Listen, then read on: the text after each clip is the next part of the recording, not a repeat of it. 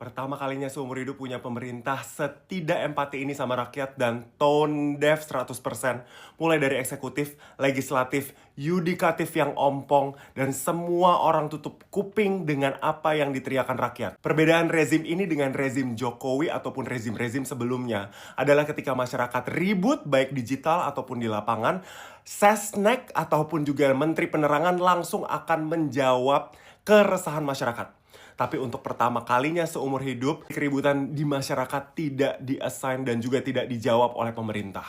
Pertama, urusan tunjangan rumah 50 juta untuk DPR RI tidak ada yang menjawab dengan jelas dan hanya menjawab asal-asalan karena untuk membiarkan masyarakat tetap marah-marah, tapi keputusannya tetap akan diputuskan. Menjawab siapa? Orang-orang yang seliweran di DPR, kemudian ketangkap sama media, kemudian jawabannya ngasal.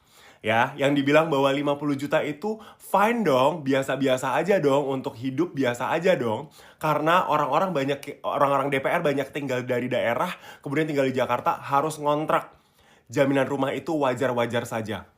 Itu nggak wajar ketika sedang efisiensi seperti ini. Yang kedua, sedangkan perpajakan penghasilan sedang nanjak terus dan juga pajak-pajak lainnya nanjak. Dijawab oleh Kementerian Keuangan bahwa PPh 21 DPR ditanggung oleh negara karena pada dasarnya mereka tetap bayar pajak tetapi dibayarkan oleh pemberi kerja. Yaitu pemberi kerjanya siapa? Pemberi kerjanya adalah pemerintah. Jadi uang tersebut untuk membayar pajak para DPR tadi adalah uang kita juga karena kita pemberi kerja mereka. Pada dasarnya mereka tidak bebas pajak tetapi pajak tersebut dibayarkan oleh pemberi kerja yaitu kita.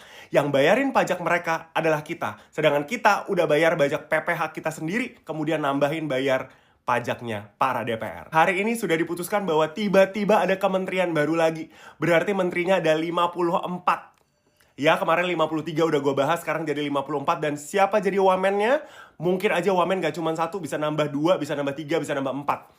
Dan orang-orang di dalamnya pasti ada orang-orang baru lagi, dengan jajaran baru lagi, dengan tikus-tikus baru lagi, yaitu Kementerian Haji dan Umroh. Dibanding menangkap siapa tikus di balik haji kemarin, juga yang culas untuk menggunakan kuota haji tersebut 8.400 orang tidak jadi berangkat, itu dibandingkan untuk mencari siapa yang salah sekarang malah membuat pengeluaran baru lagi, yaitu kementerian baru.